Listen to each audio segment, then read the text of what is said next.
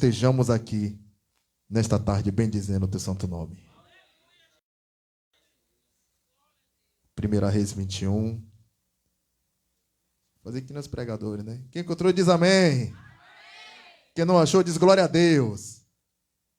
Só o irmão ali que não achou, então. É mistério. Irmão, nós precisamos nos alegrar na presença do Senhor, não é verdade? A dificuldade do dia a dia, ela não tem que ser empecilho para a gente. Ela não tem que ser motivo para parar a gente. Ela tem que ser combustível para nos dar ânimo. No livro de 1 Reis, capítulo 21, versículo 1, diz assim: E sucedeu, depois destas coisas, tendo Nabote, o jezreelita, uma vinha que em Jezreel estava junto ao palácio de Acabe, rei de Samaria, e Acabe falou a Nabote, dizendo: Dá-me a tua, para que me sirva de, mais forte, para que me sirva de, dá-me a tua, para que me sirva de, pois está vizinha ao pé da minha casa, e te darei por ela outra vinha melhor do que ela. Ou, se parece bem aos teus olhos, dar-te-ei sua valia em dinheiro. Até aí, meus irmãos, podem se assentar.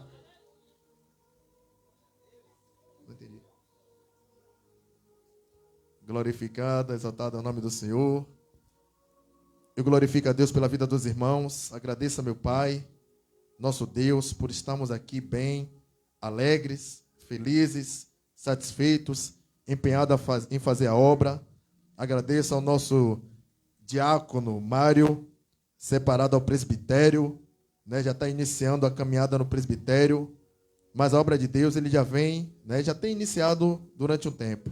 Então que Deus continue abençoando o Senhor, né? Não é promessa, mas o Senhor sabe que no que a gente pode ajudar, contribuir, sempre foi assim, né?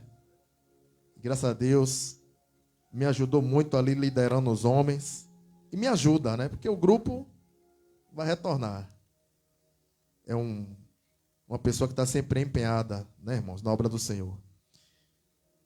Irmãos, aqui nós lemos em 1 Reis a respeito de Nabote, um jezreelita que tinha uma vinha. Durante o culto, estava ali em reunião com os pastores, com a direção da igreja, com exceção do presbítero que estava, né, conduzindo e da sua esposa. Estava ali em reunião. Mas no que eu peguei do culto, na oportunidade do irmão Zé Luiz, ele louvou aqui: eu quero trabalhar para o meu Senhor, né? Levando a palavra com amor, trabalhar e orar na seara e na vinha do Senhor. Aí vem a diaconisa Vanessa, eu ia falar diaconisa Vitória. Revelação é com V, né? Diaconisa Vanessa. E aí traz uma palavra aqui falando a respeito do reino dos céus. Para a gente estar com a mente no reino do céu. Preste atenção. A gente tem que estar no culto, ligado no culto, prestando atenção no que o culto está dizendo para a gente. A gente vem para receber de Deus e, ao mesmo tempo, a gente vem para também dar a Deus. Dar um culto, dar louvor, dar adoração, né? Da exaltação, dizer a Ele que Ele é bom, que Ele é santo, que Ele é benigno, que hoje eu posso todas as coisas nele que me fortalece. A gente precisa entrar no culto entendendo isso, que a gente vem para oferecer a Deus o nosso culto racional. E o culto, ele também é como se fosse a paralela, é uma via de mão dupla. Você vem muitas das vezes vazio e enche aqui. E às vezes você vem cheio e transborda aqui. E o culto não é diferente. Então a gente precisa prestar atenção às oportunidades. prestar atenção ao que é lido aqui, prestar atenção aos testemunhos que são relatados, prestar atenção ao louvor que são louvados. Tudo isso para quê? Para edificação de nós mesmos.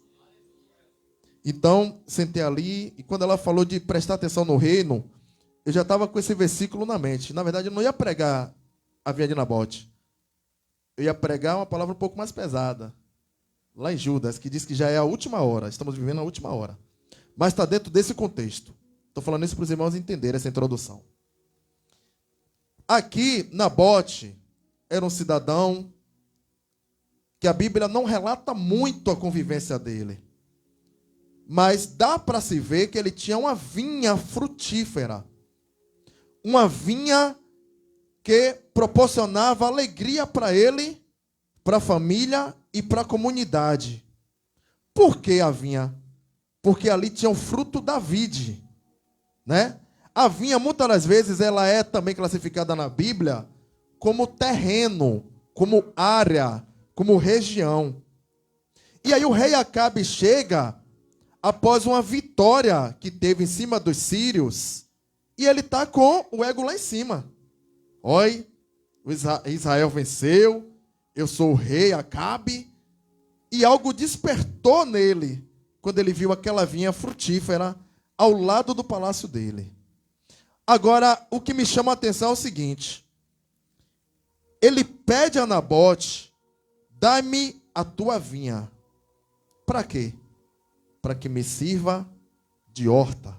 Nós repetimos aqui 3 vezes. Me dá a tua vinha para me servir de horta.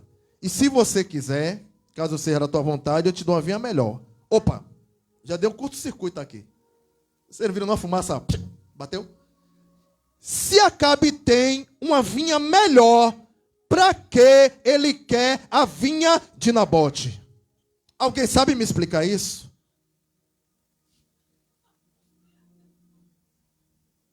No português, claro. Alguém tem consciência do que isso aqui significa?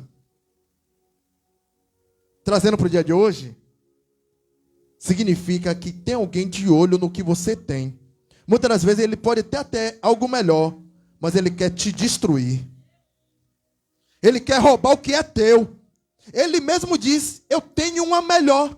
Então, para que ele quer a vinha de Nabote? Não tem outra justificativa. Vinha é o que a diaconisa leu aqui, é herança. A vinha era uma herança que a família tinha deixado para Nabote. E Nabote, como homem temente, e um homem que sabia da lei de Israel, ele disse, não, a minha vinha eu não te dou. A vinha é minha, eu não te dou. Eu vou abrir um parêntese aqui. Alguns pregadores dizem, né? Não se apegue às coisas do mundo, busque somente as coisas do céu. Calma aí. Calma aí, você tem que entender o contexto. Você não vai chegar assim e vai dizer... Nabote podia chegar e falar... é só uma vinha, é o rei que está pedindo.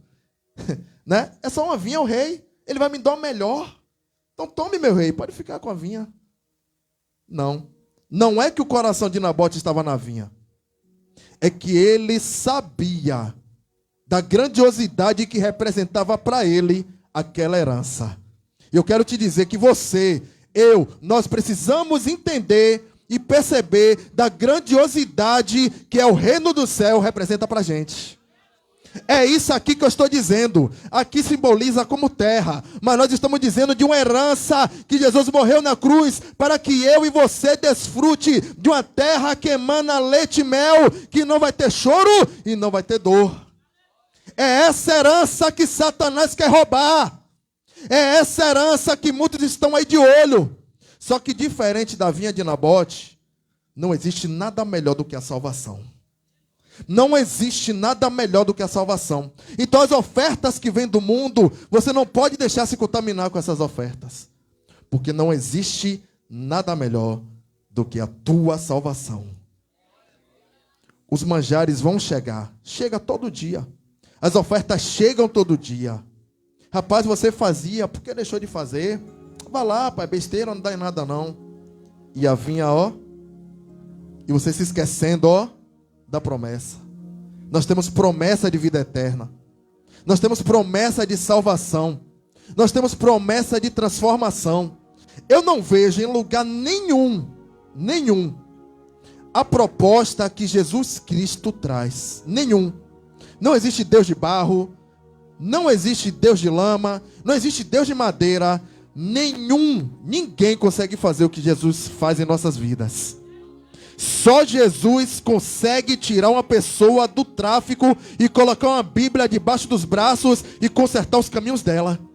Não existe outro caminho. Pode procurar qualquer religião. Não vou falar os nomes, porque não é que eu estou com medo, né? Mas se eu for falar também, vou ficar a noite toda falando das religiões aí. Eu tenho que falar de Jesus.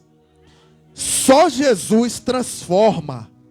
Só Jesus firma os teus pés na rocha que é Ele, a rocha inabalável. Só Jesus faz você entender, através do Espírito Santo, que você errou, que eu errei, que eu preciso me consertar.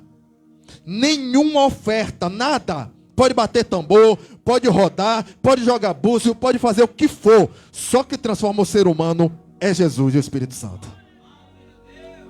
Estou falando porque algumas pessoas vão assistir e elas precisam entender. Você tem o direito de fazer o que você quiser. Não estou dizendo que você não tem esse direito. Mas eu estou dizendo que eu vejo as maravilhas que Jesus faz. Eu vejo gente braba hoje, ó, mansinho. Eu vejo mulher que falava que a língua era maior do que ela. Hoje, ó, tranquila, vivendo em paz. Eu vejo pessoas que antigamente, se você olhasse para ele, rapaz, ele já estava lhe dando um tiro.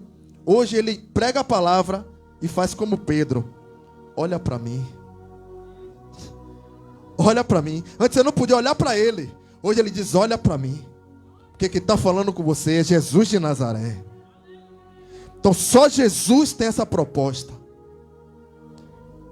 Acabe quer a vinha para fazer uma horta. Tinha necessidade do rei Acabe, que tinha uma vinha melhor, pegar a vinha de Nabote para fazer uma horta. Por que horta? É isso que eu estou dizendo, de desmanchar os seus planos, de lhe dar uma rasteira. Horta, ela não tem raiz profunda. Me corrija o irmão que trabalha na área alimentícia, na área de jardinagem não, pá, agricultor. Recebe, irmão? Agricultor. Ele está ali plantando, semeando. Aprendeu com o nosso pastor. Está aprendendo certo, olha. Semear já está na área certa. Semear, cuidar, limpar, podar, sabendo que quem arranca a raiz é ele. E ainda lança no fogo. Horta. Me perdoe, irmãos. A garganta não está muito boa, não. Mas toda honra e toda glória seja dada ao Senhor. Horta, ela não tem raiz profunda. Horta, qualquer pouco esforço que você puxa assim, ela sai, né? A horta, ela não tem constância. Ela não consegue ser constante, diferente de uma vinha. Quando você está edificado na rocha, é difícil te derrubar. Quando você está firmado, quando você diz, não, eu sou crente, não, eu vou sair dessa luta, porque em Êxodo 14:14 diz que Deus pelejará por mim e eu me calarei. Quando você se firma na palavra, não é qualquer vento que vai te derrubar. Na verdade, eu vou te dizer, vento nenhum vai te derrubar. A diaconisa, minha esposa, pregou ontem lá em cima, né? A palavra falou muito comigo. Quando Jesus estava ali no barco e aquele vento veio. Às vezes o medo bate, não quer dizer que você não está firmado. Mesmo firmado, o medo bate. Mas aí você lembra que tem um Jesus com você. E aí você busca a Ele. Você não foi buscar nos outros discípulos dentro do barco. Você foi buscar em Jesus. Que é Ele que tem a resposta. É Ele que é o teu socorro presente na hora da angústia. E aí eles chegaram e falaram, mestre, estamos perecendo. Às vezes a gente condena, né? Ah, estavam com medo. Mas era para sentir medo mesmo, irmãos. Para que a glória de Deus resplandecesse.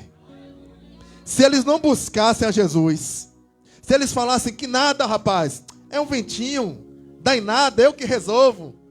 E aí, como é que Jesus ia se levantar, ia dizer, homens de pouca fé, ia dizer, acalma-te vento. Esse vento não é para a morte. Como é que Jesus ia fazer isso? Se eles se achassem super-homens e quisessem resolver a coisa. Claro que Jesus vai dar aquela porrada, né, irmãos? Claro que tem que dar. Homens de pouca fé, eu estou aqui. Isso é ele dizendo, eu estou com você. Pode vir um vento, o barco pode balançar, pode te caluniar, pode falar mal de você. Como eu ouvi aqui, me xingaram de crente descarado, nunca fizeram isso. Me chamaram de vagabundo, nunca me fizeram isso.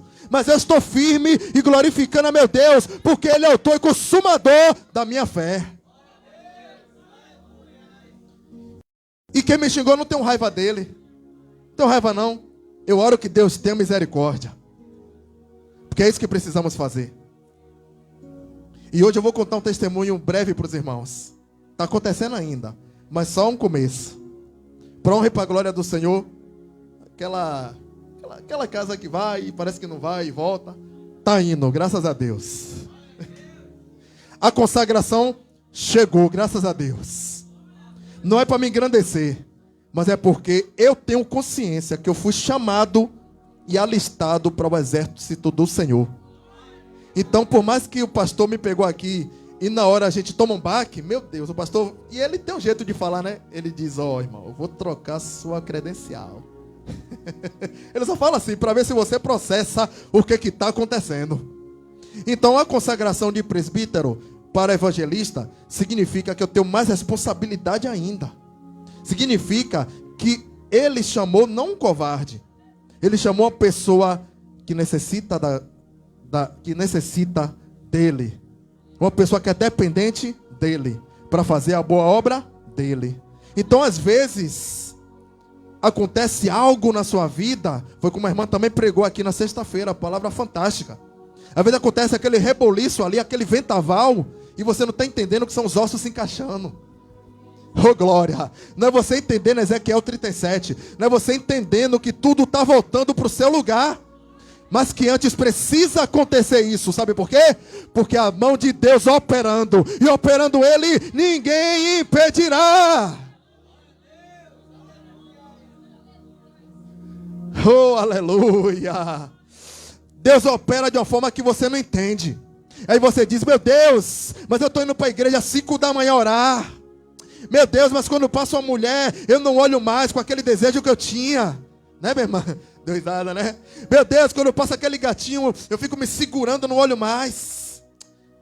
Meu Deus, eu ando certo, eu faço meus compromissos. E por que está dando tudo errado? Mas eu tenho uma notícia para te dizer nesta tarde. Não está dando errado não. Vai ter bonança na tua vida. Vai ter resposta de Deus na tua vida. Agora faça a vontade do mestre. E você vai ver que a resposta vai chegar.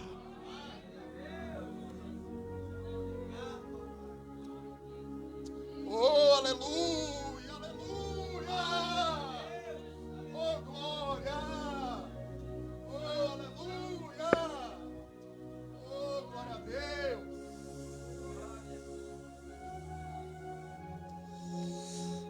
Você pode não estar entendendo nada,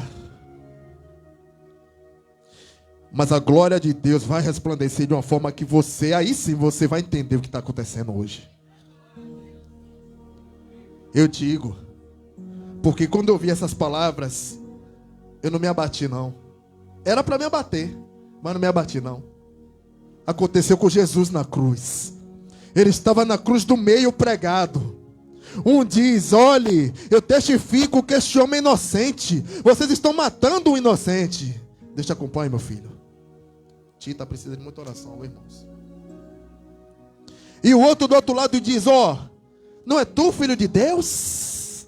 Vai, salva-te a ti e a nós aqui da cruz.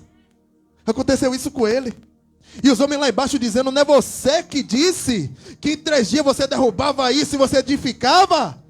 Apontaram a Jesus. Mataram Jesus não por conta da cruz, porque ele tinha que passar pela cruz. Mas mataram achando que estavam por cima. Achando que aquela cruz era derrota.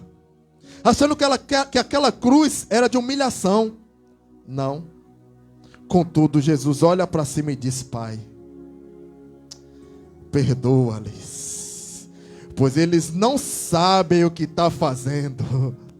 E antes Jesus já tinha dito para os discípulos, é necessário que o Filho do Homem seja levantado, assim como Moisés levantou a serpente no deserto. Ou seja, os discípulos sabiam o que estava acontecendo, mas aqueles homens não sabiam o que estava fazendo. Ei, estava se cumprindo a palavra de Deus através da mão deles. E eles ali arriliando, vai, se salva, vai, sai daí, não é você que edifica. Aconteceu com o mestre. Por que com a gente não vai acontecer? Porque a gente acha que a gente virou crente, somos intocáveis. Quem tem promessa não morre, morre sim. Quem tem promessa morre. E eu vou te dar uma notícia também. E se andar certinho na presença dele, como Enoque andou, a morte vai ser assim, ó. Enoque andou com Deus e Deus o tomou para ele. Você vai ser arrebatado, irmãos. Como é que quem tem promessa não morre? Nós éramos ovelhas desgarradas, irmãos. Quem nasceu em Israel aqui? Tem algum israelita de nascença aí? Em Jerusalém? Judá? Não. Nós éramos ovelhas desgarradas. Mas quando o véu se rasgou, ele disse, olha, eu vim para o meu povo e eles não me aceitaram. Eles não me receberam.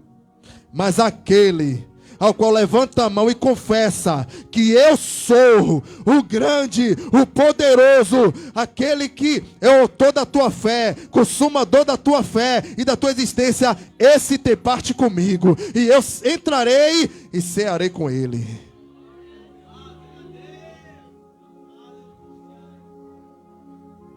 A vinha de Nabote.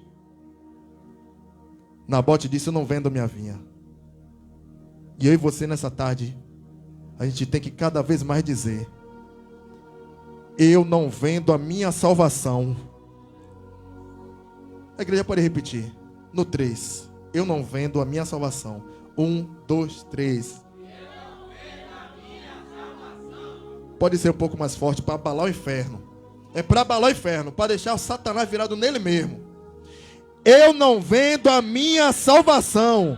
No 3, 1, 2, 3. Eu não vendo a minha salvação.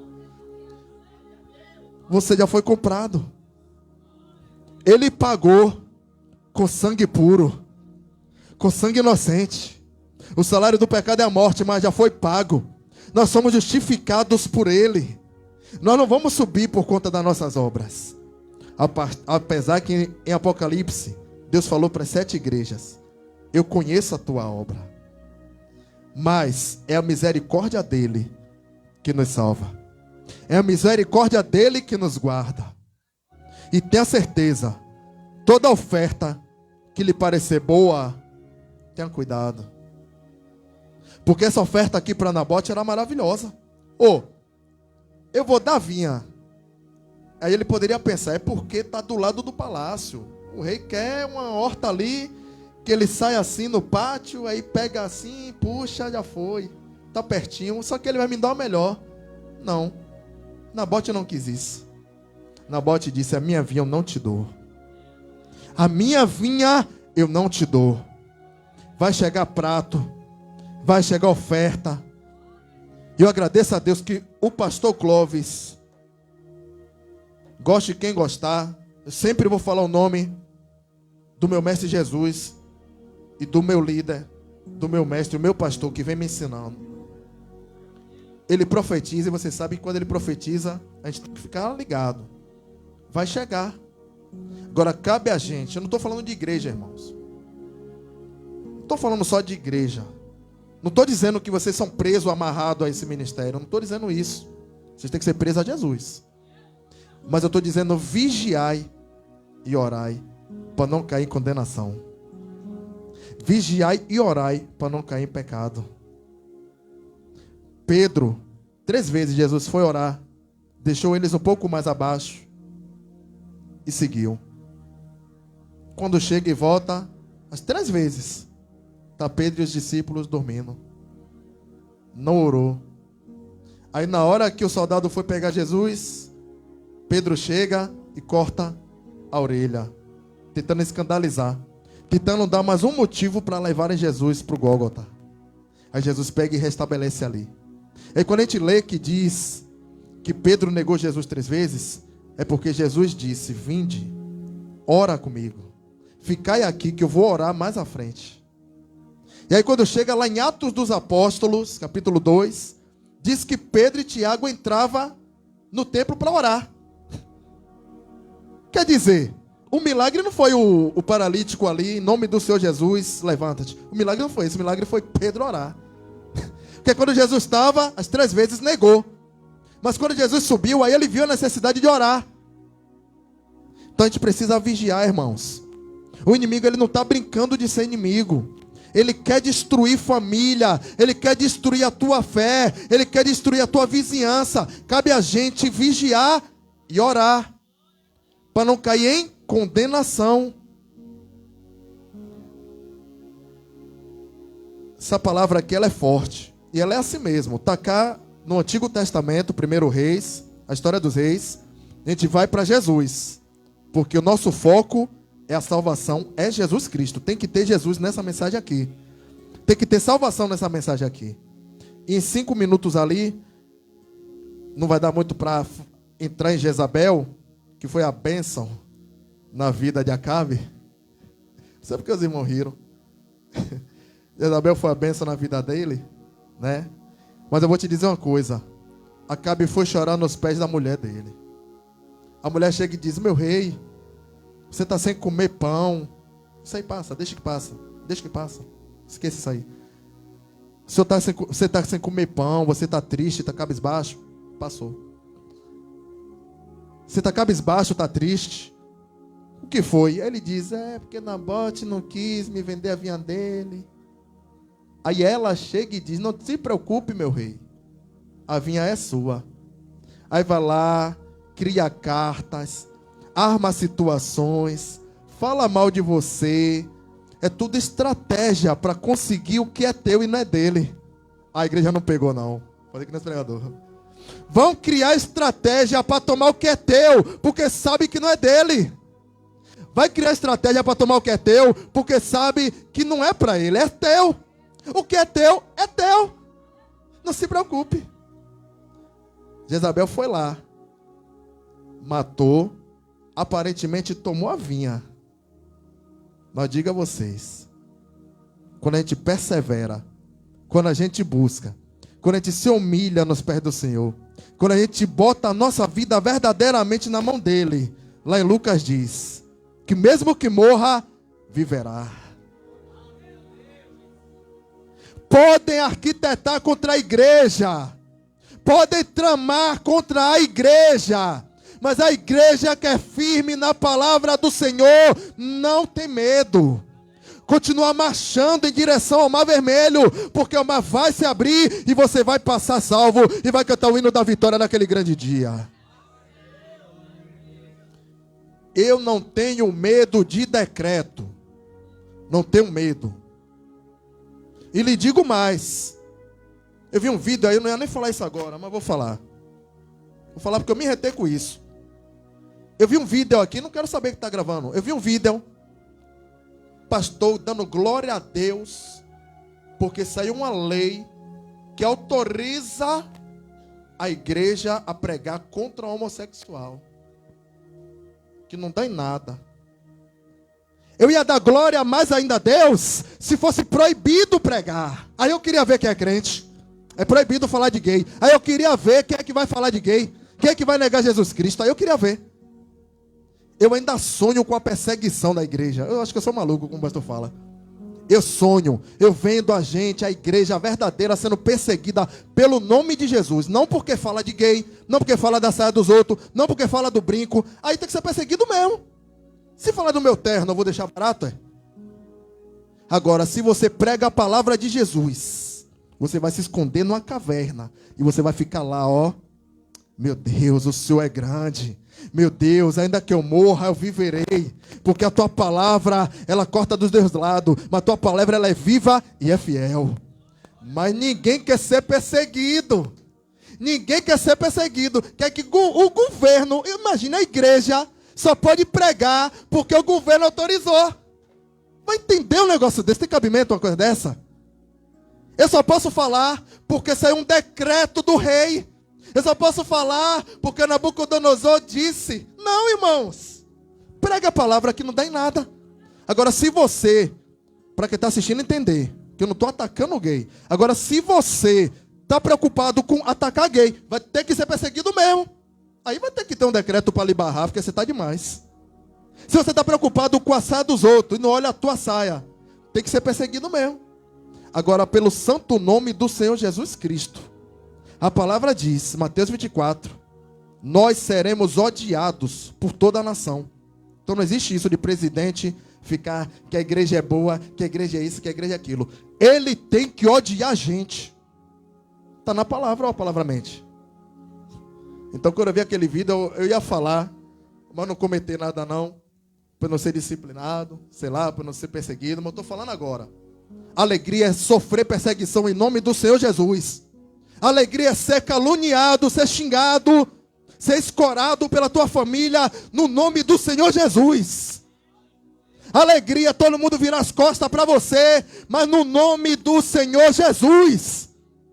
Alegria é isso. Alegria não é decreto de presidente. Amém, meus irmãos? É a palavra. Pregue a palavra, se preocupe com a palavra. Deixa quem é homossexual, deixa quem não é. Pregar a palavra, mostre Jesus a ele.